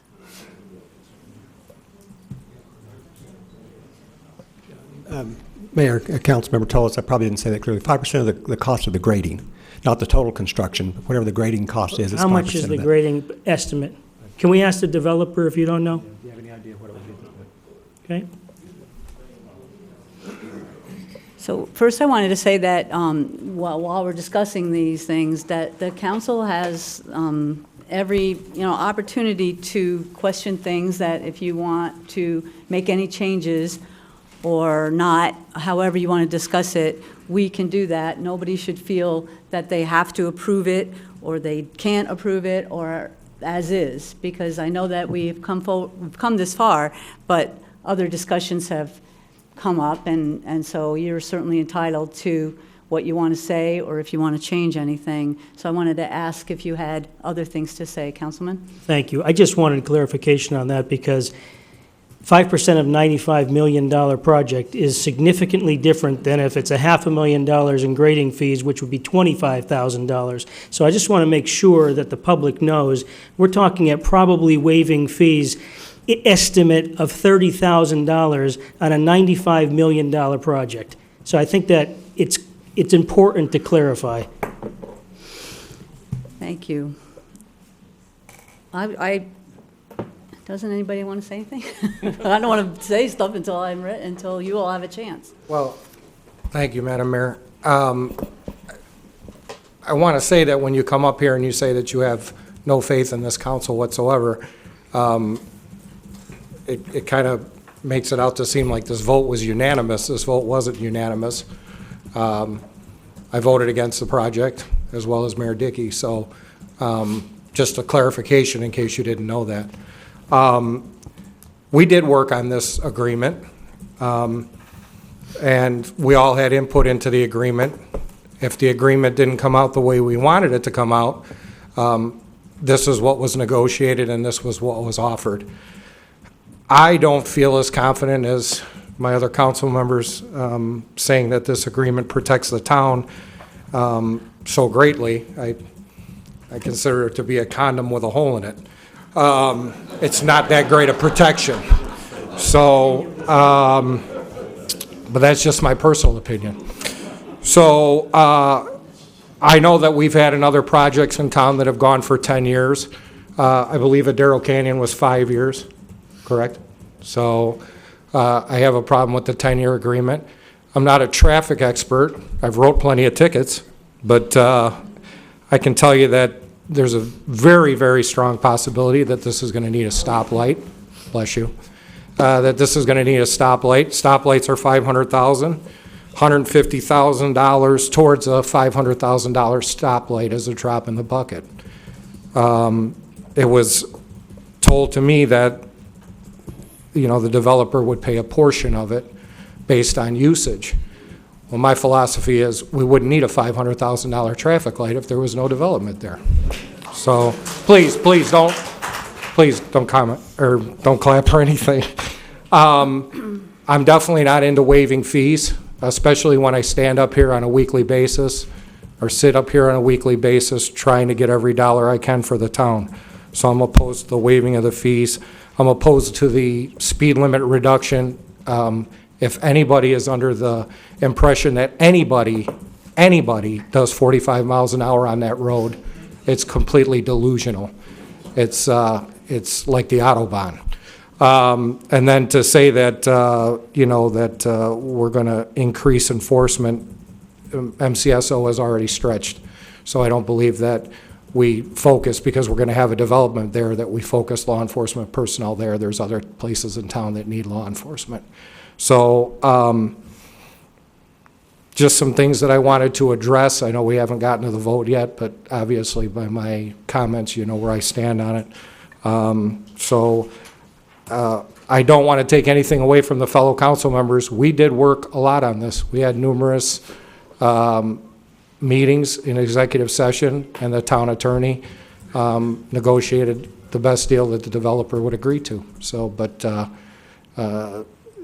I'm just a little disappointed in the way things have gone, but you all sent a lot of emails and everything, and I think there was a little problem tonight with some of the emails from the residents saying that, every town council member should vote against this because it would stop the project, and that's just not true, folks. So it's kind of being disingenuous to say that. So it's just, as some council members said, protection, but to me, not that much protection. Thank you. Any other comments? Councilman? Thank you, Mayor. But the comment I have is this. This has been discussed, this has been debated many times. The property was zoned for a resort. In my opinion, as a council member and looking at the best interest of the town and the highest and best use for this property, this is a downgrade to me, essentially. And that is why we're at where we're at, and you had a 5-2 vote. I think 5 of us saw that, and 5 of us looked at the financials of this and looked at the Fry's Plaza, and you look at all the vacancies in town, and you look at all of the economic impact that a project like this can have. You look at the negotiations that took place with the developer, the outreach to the community, the outreach to the neighbors. Everyone did their best efforts to try to put this together. As I said previously, I'm incredibly sympathetic to the neighbors surrounding this property because nobody wants this developed, and if I lived at the Summit, I wouldn't want it developed. So it's a I don't want it in my backyard issue, and I get it. I understand that, and I feel for them. We're at where we're at now, and it's such a hard decision, but we have to make it as council members. We have to do what we feel is in the best interest of this entire community, financially for this community. And that's where we're at right now. And democracy is working. We have a referendum, and now it's going to go to the voters of this community, and I support that. And I spoke to Michelle Webb, who is one of the leaders of getting signatures and things. I'm friends with her. I'm friends with a lot of people that we see this a little bit differently, but we are where we are. And I'm not going to disparage you for voting no. You vote your conscience, and I respect that. But we all have to make a decision. We're here now. I'm going to vote in favor of this development agreement. I believe right now, based on this situation, this circumstance, this time, it's the right time to move forward with this and let the voters decide when they ultimately have the opportunity, which I think they probably will in a special election in the spring. Not yet. I will, though. I'm sorry. Yes, sir. Thank you, Madam Mayor. I hope Councilman told us that you're not saying that I didn't look at the financials. Oh, by no means. Oh. I'm just saying that, pointing out the fact that you voted against it, I think we all know that. Okay, because I looked at the whole project, the financials including. Vice Mayor? Thank you, Mayor. Most of this has already been said, but the decision that many of you who have come here tonight are against has already been made, and so you're taking the next steps to address that. We understand that. Tonight, we're here for the development agreement and the details that are in it. This project goes forward with or without it. We have spent a lot of hours and time going over the details, but with many of you who have probably negotiated contracts, there are 2 sides, right, to the negotiation table. So we did what we feel is our best effort to listen to the concerns that you had and try to address them in this development agreement. Yes, we have. Yes, we have. We've been in executive session, and we've talked over and over, back and forth, back and forth. You may not be happy with it, but again, there's 2 parties at the table. So my position is, here we are, we either vote against it or for it, the project goes forward despite. So we're making some effort to at least put on paper some of the things that we think were needed for the town. So that's my position. Much of it's already been said. You may not agree with all of what we're saying here tonight when we vote, but we're trying to take into consideration not just some of the views, but all of the views that we've heard from in our emails. Thank you. No? Okay. Again, it is an improvement, but there are items that obviously I was hoping were going to be further addressed. I'm not satisfied with the traffic proposal. I don't think a development agreement should be setting a town speed limit for us. The fee language, I wanted some of it removed, it stayed, and I wanted something included, and it wasn't. So I'm not, satisfied with that, really. The phasing part, the 10 years isn't the issue to me as much as the phasing. So Phase 2 is the big building. That's what we need to have the 30-foot hill excavated for. But that will happen, and then what if Phase 2 doesn't happen? And I know that the development agreement says reasonable efforts. We have experience with this. I know that there are dates, but they don't have a lot of, from past experience, a lot of ways to make them binding. So my fear, not for anybody wanting to do it on purpose, is that the project would start, the excavation would start, and then the phase wouldn't complete, because we know that that can happen. We see that that has happened here. So while it does improve it, it doesn't improve it enough for me. So I think it will pass. I think it was a good faith effort from all of us to try to make it as best as we could. It didn't get there for me. I don't think Councilman Spellich appears like it didn't for him, and we'll see how it did for everybody else. But I think that all of these people that came to these decisions came to them with different reasons. And so just as you wouldn't want to be painted with a blanket that you all live there and you're that, these folks didn't all come to this conclusion the same way. And obviously, we'll have a difference here now, but we'll move forward and we'll see how the vote goes, and we'll make the best of it that we can. If someone wants to make a motion, I'm open for that. The motion would be to approve Resolution 2019-52. So moved. Second. I'm sorry? Yeah, okay, if there's no further discussion, we'll have a roll call vote, please. Councilmember Magazine? Aye. Councilmember Tolas? Aye. Councilmember Spellich? Nay. Mayor Dickey? Nay. Vice Mayor LaCrone? Aye. Councilmember Brown? Aye. And Councilmember Charno? Aye. Motion passes 5-2. Thank you all. Thank you all for coming. Our next item, our last item, is consideration of approving the installation of a sculpture, Fountain of Light. We'll wait a few minutes. I'm not going to take a break. This is our last item. Thank you. No.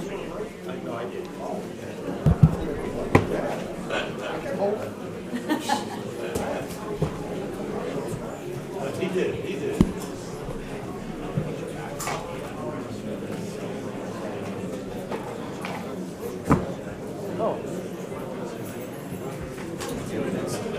Thank you.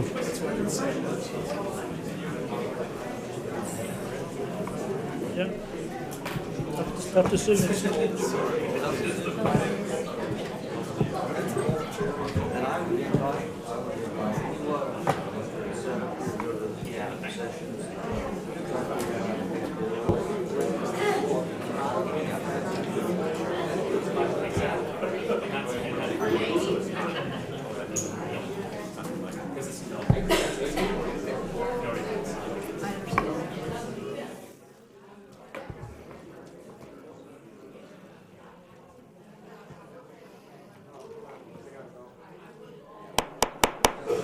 We'd like to get started, please. Excuse me. Thank you for coming. We'd like to move on. We have another item here. Thank you.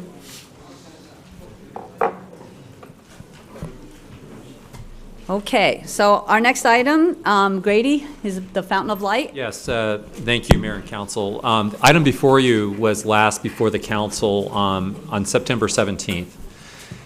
Staff gave a presentation regarding the proposed sculpture, which would be located on the Avenue of the Fountains, right across street from the town hall. And basically, the motion that evening was for the Public Art Committee, which is part of the Civic and Cultural Association, and the Dark Sky organization to work out some of the differences that they had regarding this. There were concerns about the light that would be emitted from this sculpture, also the height. And so I'm going to go ahead and refer this to our Community Services Director, who worked behind the scenes with Dory Wittrig, who is the chair, as well as Carol with the Public Art Committee. And then also there's a letter in your packet from Joe Bill, who is the head of the Dark Sky organization. And with that, I'll turn it over to Ms. Goodwin. Goodwin, sorry. Thank you. Just changed your name. Could be worse. I'm really not going to speak too much on this. I think everyone is pretty familiar with this item from our last presentation back in September. We left with a number of concerns and items specific to our lighting controls and ordinances for dark skies.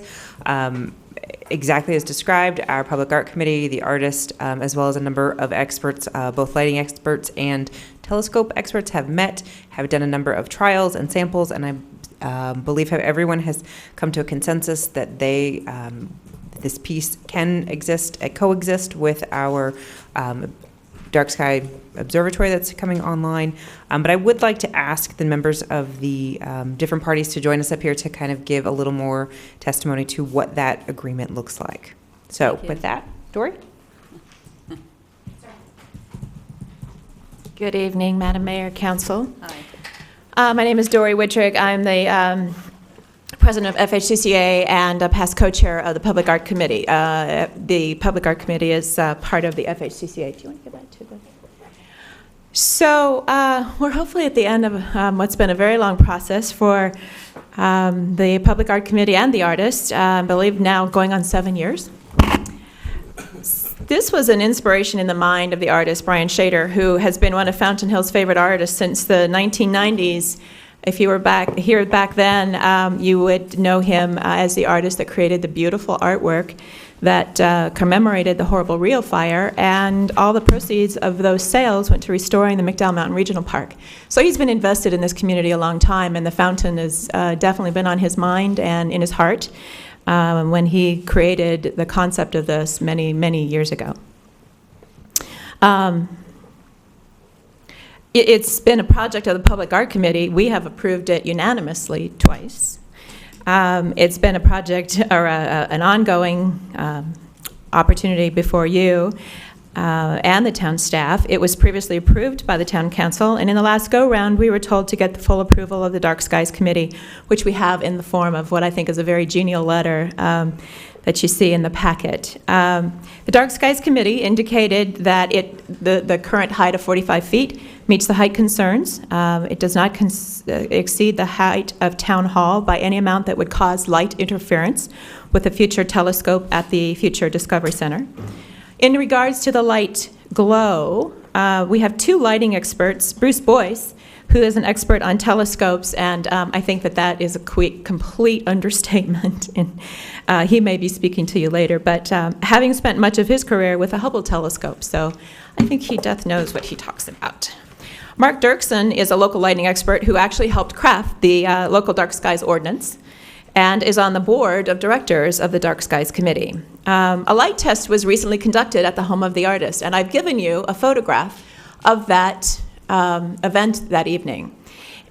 This is where we tested the lumen output of the piece, and what you're seeing before you is 12 pieces of glass, and at the very base of the structure of the sculpture itself, there will be this thickness of glass, and the light will come up from below it and create the glow that you see there.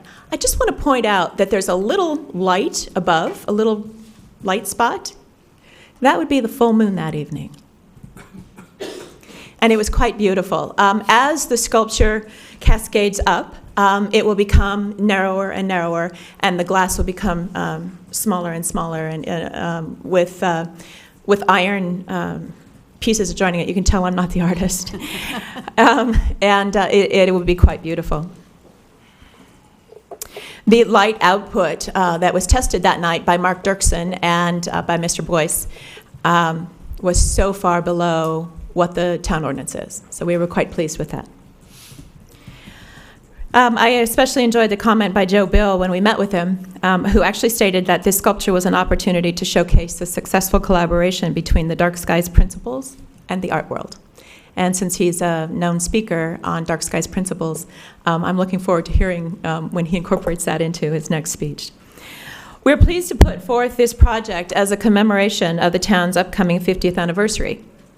And perhaps there was a good reason it took all this time to get it together. And we've made sure that it was designed to provide hundreds of opportunities, if possible, for commemoration of individuals involved in our first 50 years of history. This will be a mechanism to help fund the piece, although at this time we have approximately 75% of its funding achieved. We have endorsement from community members and business people, especially those along the Avenue of the Fountains on the West End, which I am not one of those. But I think it's still a cool thing that this will create a bookend for the avenue and will create a full experience, especially because our fountain is not lit 100% of the time. And especially in the evening, but throughout the day, this piece will be a nice reminder of how magnificent our fountain is. The Public Art Committee is also using the Fountain of Light as the first example of working with the guidelines suggested in the draft that we reviewed with you recently of the new Public Art Ordinance. We met with town staff initially, who vetted the installation stipulations of the piece, taking into consideration the location along the path, area utility concerns, and pedestrian opportunities. The sculpture will be surrounded by a large circle of pavers and benches for those walking in the area, making it easier to stop and read about our community's histories and the individuals who were influential in our first 50 years. In addition, and I think I'm ready to wrap this up, the artist has committed to overfunding the project in order to contribute the 5% public art maintenance fee that the Public Art Committee has suggested be included in the new town ordinance. So that'll be pretty cool. And in addition, the public funding effort will also fund 100% of the installation and associated reparation of the surrounding area and will not require any town funding whatsoever. So I hope that we are at a very successful end of this very long path. Any questions of me before I turn it over? Questions? Alan? Yep. Thank you. Am I incorrect, or at the last meeting, did we not ask that you at least look at other locations? We have looked at numerous locations throughout the community. We looked at locations around the fountain. We looked at, with Mr. Miller's suggestion, the new roundabout. It's not feasible there for a number of reasons, not the least of which is that this is going to be a very pedestrian-oriented piece. The funding of it is largely through public mechanism, and if those people will want to see their commemoration, and we certainly don't want them crossing busy traffic in order to do that. It was also suggested by some to go out on Shea Boulevard, and again, I can't raise funds for that out on Shea Boulevard. This is a public piece. It needs to be where the public can access it. But all of the areas that we considered around the park, and there were numerous. We had Jerry Butler trying to help us find something around the park, and there just wasn't anything. This turned out, well, I will also say that we did consider somewhere in Centennial Circle, but that, of course, is completely inappropriate in regards to the dark skies requirements for the future Discovery Center. This not only provided a suitable location, it again provided a bookend for the fountain experience along the Avenue of the Fountains, and makes it a complete pedestrian activity. I think that the business owners on that end of the street would probably tell you they'd like to see a lot more traffic come up that way, and frankly, it doesn't really look like there's much going on up there. Now there will be. Any other comments or questions? Yes? What was the total cost on this again? Total cost? Yeah, that's what I thought. $150,000. $25,000 of that is for the base and the surrounding areas. Yeah, and the plaques. And the plaques. Thank you. Mike? Thank you, Mayor. And Dory, the height was reduced somewhat? The height is now 45 feet. Yeah. So it's... Town Hall is 44 feet from what we're told. We're gonna up you by 1 foot. Thank you. Yes, sir. First, I want to thank the Arts Council. I think you do an outstanding job, and I think the architect has also done some amazing work. When I addressed the issue of Park Place, I was vehemently opposed to it and voted against it. And that was primarily because of the height. I thought it was totally out of scale with the rest of Fountain Hills. I'm sorry to say I feel the same way about this. This is 5 feet lower than Park Place. Park Place is about 50 feet high. To me, that is just totally out of scale and not necessary. Fine to have a fountain of light, especially now that it won't interfere with the observatory and all of that, and I'm glad all that testing went forward. But I just don't see why it has to dominate the landscape. And instead of being a bookend with the fountain, I'm afraid it's going to be a bookend with Park Place. And so for that reason, and I'm sorry, I wish I could, but I just can't support it. No, I get it.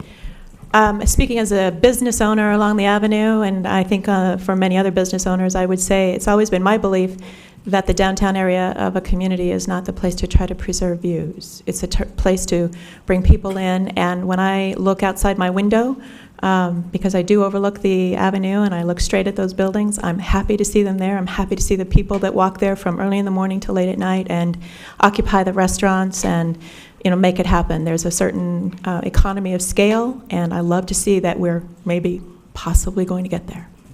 We will. Any other comments? I think it's great. Can I please have a motion? I'll make a motion. We did have one speaker card. Oh, I'm sorry. Speaker card. Brian Shader. Sorry about that. Thank Mayor, I you for make your a beautiful work.